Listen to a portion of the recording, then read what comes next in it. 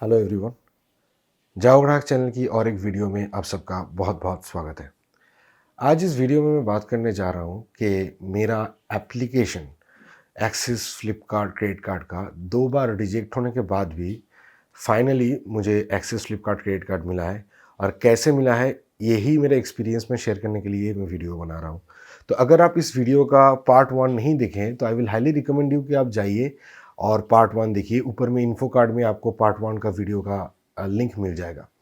तो चलिए शुरू करते हैं कैसे मुझे ये कार्ड मिला। तो जैसे कि आप ये जो पहले जो पार्ट 1 वीडियो है उसमें आप देख सकते हैं कि मैंने 2 बार Flipkart Axis bank credit card के लिए अप्लाई किया था और दोनों बार ही मेरा एप्लीकेशन डिक्लाइन हो गया था ड्यू टू इंटरनल रीजंस। ठीक है, तो उसके बाद मुझे बताया गया था कि एक्सिस में एक सेविंग्स अकाउंट ओपन करने के लिए जो भी मैंने ओपन किया है तो वो आई थिंक अभी तक 1 महीना भी पुराना नहीं हुआ है, वो अकाउंट बहुत ही नया अकाउंट है। तो उसके बाद क्या हुआ तो वो मैं आपसे शेयर करता हूँ। तो वो पार्ट 1 वीडियो जब मैंने पब्लिश किया उसके कुछ दिन बाद I was thinking about this entire scenario और मुझे मतलब अचानक से मेरे दिमाग में आया कि नवंबर में मैं एक कॉन्फ्रेंस अटेंड किया था जहाँ पे I met mister Ranjit. Ranjit ji Flipkart का जो पेमेंट है उनका हेड है, पेमेंट डिवीजन का हेड है।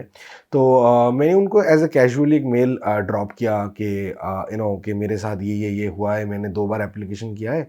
तो उसके बाद भी मेरा एक्सिस बैंक के साथ कोई कनेक्शन नहीं था, कोई अकाउंट नहीं था मेरा, लेकिन मैंने 2 बार एप्लीकेशन करने के बाद भी वो दोनों एप्लीकेशन डिक्लाइन हो गया है ड्यू टू इंटरनल रीज़न। लेकिन मेरा सिविल भी अच्छा था, मेरा ITR भी अच्छा था, सो आई डोंट नो वाई ये हुआ है। तो ये करने के बाद रंजीत जी वो जो मेल था उसको फॉरवर्ड किए मिस्टर दीपक जी को। Deepak ji basically Axis Flipkart credit card जो है इसका फ्लिपकार्ट के तरफ से ये कार्ड को हेड जो पोजीशन में, वो पोजीशन में मिस्टर दीपक जी हैं। तो जब मैंने दीपक जी को उस मेल में CC किया रंजीत जी ने, तो दीपक जी ने मुझे फ़ोन किया और उनके साथ मेरा बात हुआ। मैंने उनको पूरा सिचुएशन एक्सप्लेन किया कि क्या हुआ था मेरे साथ, जो मैंने मेरा पहला वीडियो पार्ट 1 में मैंने ऑलरेडी एक्सप्लेन कर चुका हूँ।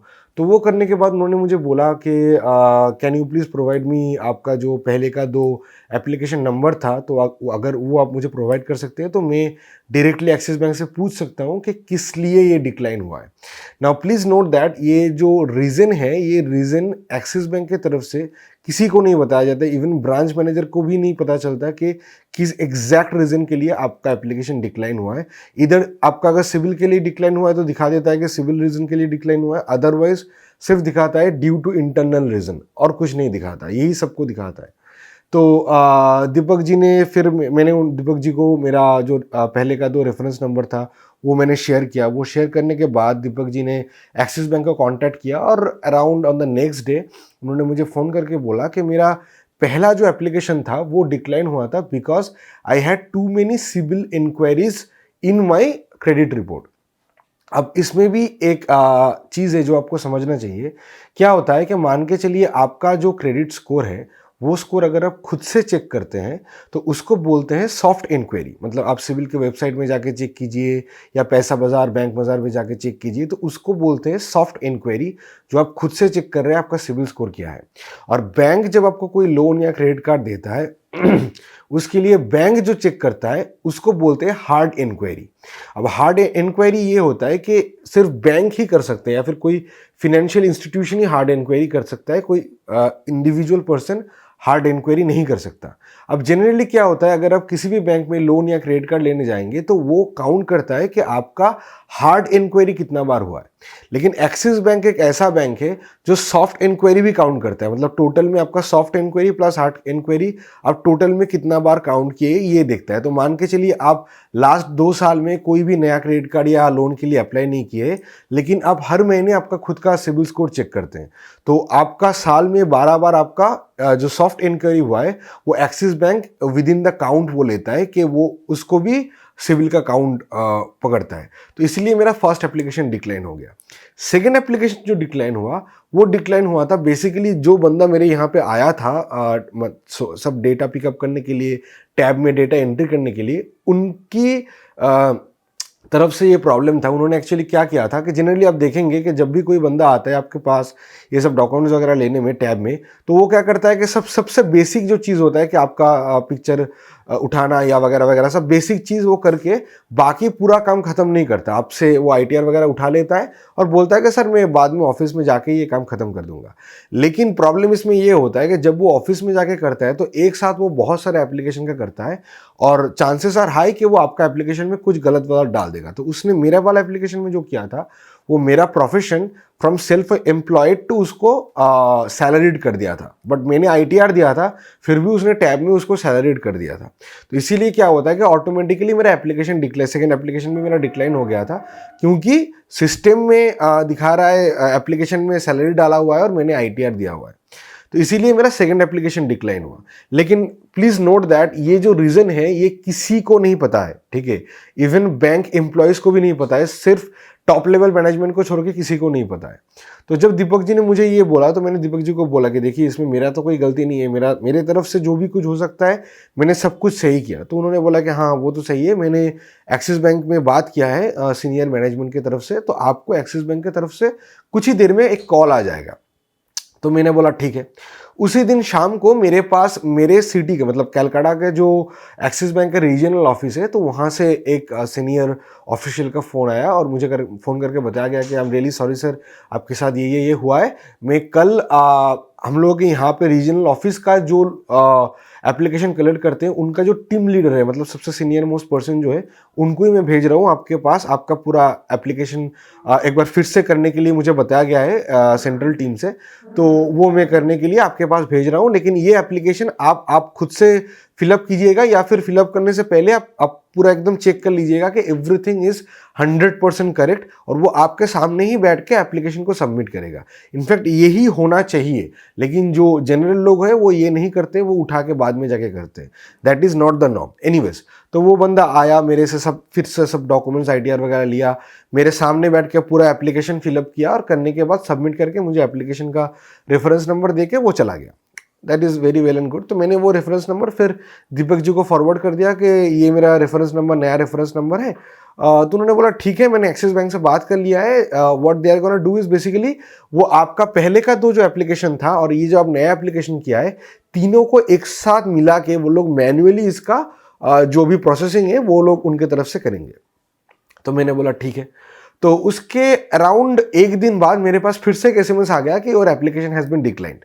तो मैंने फिर से दीपक जी को मैसेज किया कि मेरा एप्लीकेशन जो है वो बेसिकली मेरे पास मैसेज आया है कि मेरा एप्लीकेशन डिक्लाइन हो गया है। तो उन्होंने फिर से एक्सिस बैंक से कांटेक्ट किया सीनियर मैनेजमेंट से, और मुझे बताया गया कि ये एप्लीकेशन डिक्लाइन हुआ है बिकॉज मेरा सेकंड एप्लीकेशन जो था उसमें वो गलती करके सैलरी डाला हुआ था और इस एप्लीकेशन में मैंने प्रॉपर्ली सेल्फ एम्प्लॉयड डाला है।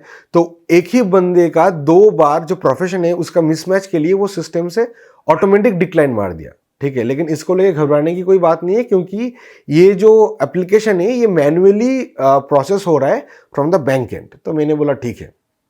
तो इसका अराउंड 2 या 3 दिन बाद मेरे पास एक वेरिफिकेशन कॉल आया पूछने के लिए कि हाँ सर आपका नाम क्या है, एड्रेस क्या है, वगैरह वगैरह ये सब। तो मैंने तो वो सब वेरीफाई कर दिया। तो मैंने सोचा कि चलो अब हो जाएगा कार्ड। तो फिर मेरे पास एक कॉल आया, फ़ोन करके मुझे बताया गया कि सर मैं आपके यहाँ पे फिजिकल वेरिफिकेशन के लिए आ रहा हूँ, तो आप कौन से टाइम पे अवेलेबल होंगे। तो एक बंदा आया, आके मुझसे और बहुत सारा क्वेश्चंस पूछी, फिजिकल वेरिफिकेशंस किया, पिक्चर विक्चर उठाया और उठा के चला गया। तो फिर मैंने सोचा कि चलो ठीक है अब तो हो जाएगा, क्योंकि फ़ोन वेरिफिकेशन फिजिकल वेरिफिकेशन दोनों ही हो गया। उसी दिन शाम को फिर से और एक फ़ोन वेरिफिकेशन आया, सेम क्वेश्चंस पूछा गया, सेम आंसर्स मैंने दिया। और उसके बाद नेक्स्ट डे और एक बंदे का फ़ोन आया, फ़ोन करके मुझे बोला कि सर मैं फिर से फिजिकल वेरिफिकेशन के लिए आ रहा हूँ। तो मैंने तो उनको बोला कि अरे कल तो एक बंदे आके ऑलरेडी फिजिकल वेरिफिकेशन करके चला गया।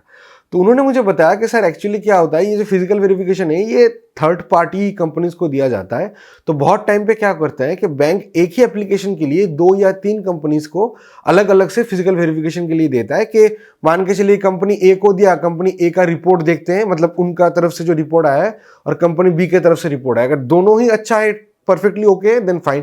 अगर मान के चलिए कंपनी ए बोल रहा है कि हाँ सब ठीक है, कंपनी बी बोल रहा है कि नहीं सब ठीक नहीं है, तो एक कॉन्ट्रडिक्शन आ जाता है। तो ये नहीं आने के लिए वो बेसिकली 2 कंपनीज को देते हैं just to properly verify everything.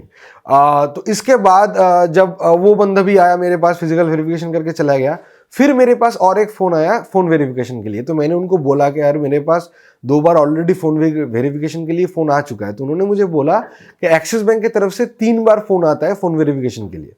तो मैंने बोला चलो ठीक है, तो वो भी ख़त्म कर दिया मैंने। लेकिन इसके बाद ये 3 फ़ोन वेरिफिकेशन और 2 फिजिकल वेरिफिकेशन के अलावा मेरे पास और कोई वेरिफिकेशन के लिए नहीं आया। तो इन द मीन टाइम जब ये प्रोसेस हो रहा है, तो मेरा कैलकाटा का एक्सिस बैंक रीजनल ऑफिस से जो यहाँ का क्रेडिट कार्ड का सेल्स हेड है, उन्होंने मुझे फ़ोन किया था एक दिन करके, मुझे बोला कि सर ये मेरा नंबर है, आप मेरा नंबर रख लीजिए, अगर कोई इशू आता है, अगर आपका कोई क्वेरी हो कि क्या स्टेटस चल रहा है, आप डायरेक्टली मुझसे पूछ लीजिएगा। तो सैटरडे को अराउंड मेरा ये लास्ट फिजिकल वेरिफिकेशन और फ़ोन वेरिफिकेशन हुआ था। तो उन्होंने मुझे बताया था कि आप मुझे मंडे फ़ोन कीजिए, तो मंडे में आपको बता दे सकता हूँ कि आपका स्टेटस क्या चल रहा है। तो मैंने मंडे को फिर वो एक्सिस बैंक वाला स्टाफ को मैंने फ़ोन किया, तो उन्होंने बोला, शाम को अराउंड फ़ोन किया, तो उन्होंने सब चेक वेक करके बोला कि सर अभी तक जो फिजिकल वेरिफिकेशन हुआ है उसका जो रिपोर्ट होता है वो रिपोर्ट अभी तक मुंबई तक पहुंचा नहीं है, तो इसीलिए कोई भी डिसीजन जो है वो मतलब लिया नहीं गया, बिकॉज उस without that document no decision can be taken. तो आप एक काम कीजिए, मुझे नेक्स्ट डे पे कॉल कीजिए, तो नेक्स्ट डे में मैं आपको बता दूंगा। तो मैंने बोला चलो ठीक है। तो फिर ट्यूसडे को शाम को मैंने उनको एक मैसेज किया कि क्या स्टेटस चल रहा है। तो उन्होंने उस टाइम पे मुझे बोला कि हाँ आप 15-20 मिनट मुझे दीजिए, मैं चेक करके आपको बता रहा हूँ। Then after that he called me and said कि आपका एप्लीकेशन जस्ट नाउ अप्रूव हुआ है और आपका कार्ड जो है कुछ ही दिन में मिल जाएगा।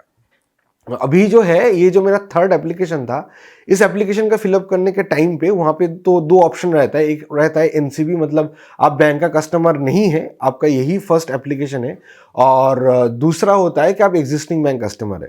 तो जो बंदा आया था मेरे पास फॉर्म पिकअप करने के लिए, तो उनको मैंने बोला कि देखिए मेरे पास एक बहुत ही नया सेविंग्स अकाउंट है, तो इसको मतलब क्या देना चाहिए नहीं देना चाहिए, एनसीबी करके करूँ। तो उन्होंने बोला कि sir it is completely up to you, अगर आप चाहे तो आप दे सकते हैं, इसमें कोई अलग कुछ नहीं होगा, क्योंकि आपका जो है आपका अकाउंट जो है ये बहुत ही नया है, तो ये कोई मैटर नहीं करेगा। तो मैंने दे दिया था मेरा सेविंग्स अकाउंट का नंबर। तो थर्ड एप्लीकेशन जो था वो मेरा एज ए बैंकिंग कस्टमर करके मैंने अप्लाई किया था। लेकिन जब अप्रूव हुआ तो उस टाइम पे मैंने बहुत सारा क्वेश्चंस भी पूछा कि अच्छा ये क्या मेरा बैंक अकाउंट के लिए अप्रूव हुआ है या वगैरह वगैरह। तो मुझे बताया गया कि सर इस एप्लीकेशन के अप्रूव होने के साथ आपका बैंक अकाउंट रहने या ना रहने का कोई ताल्लुक नहीं है। इनफैक्ट आप एक्सिस बैंक फ्लिपकार्ट जो कार्ड है, ये कार्ड अगर आपके साथ एक्सिस बैंक का कोई एग्जिस्टिंग रिलेशनशिप नहीं भी है तब भी you can apply from the Axis bank website. So इसके साथ अकाउंट होना नहीं होना का कोई बात नहीं है। मेरे पास सिर्फ अकाउंट था तो मैंने वो दिया था। एनीवेज उसका 3-4 दिन बाद मेरे पास मेरा जो क्रेडिट कार्ड है वो क्रेडिट कार्ड मेरे पास आ गया, and I am using this card, I am very happy with this card. Finally मुझे ये कार्ड मिला है after doing so much thing. मैंने कुछ दिन पहले ब्रांच में भी गया था, मैंने उनको जाके बोला कि मेरे को कार्ड मिल गया है, तो I want to close the savings account. तो उन्होंने मुझे बोला कि you have to keep the savings account for at least 6 months. अगर आपके पास 6 महीना आप अकाउंट नहीं होल्ड करेंगे तो आप अगर क्लोज करने जाएंगे तो चार्जेस वगैरह लग जाएगा। तो इसीलिए मेरा जो सेविंग्स अकाउंट है एक्सिस बैंक के साथ वो मैं आई थिंक अराउंड अगस्त के टाइम पे मैं बंद करने जा रहा हूँ मेरा जो सेविंग्स अकाउंट है। लेकिन I am gonna keep this credit card, इसके लिए ही इतना सारा मसला है। तो मैंने दीपक जी से पूछा भी था कि इसके लिए क्या मतलब बहुत सारे लोगों को ये प्रॉब्लम्स आ रहे हैं, क्या करना चाहिए क्या नहीं करना चाहिए। तो उसके लिए मैं एक पार्ट 3 वीडियो बनाने जा रहा हूँ, जो एक छोटा वीडियो होगा जहाँ पे मैं एक्सप्लेन करूँगा कि अगर आप एक्सिस फ्लिपकार्ट कार्ड अप्लाई कर रहे हैं और अगर आपका एप्लीकेशन डिक्लाइन हो रहा है तो आपको क्या क्या करना चाहिए। लेकिन इस वीडियो मैं सिर्फ बताना चाह रहा था कि मेरा जो मतलब एक्सपीरियंस रहा अप्लाई करने का, मतलब मेरे कार्ड मिलने का, वही।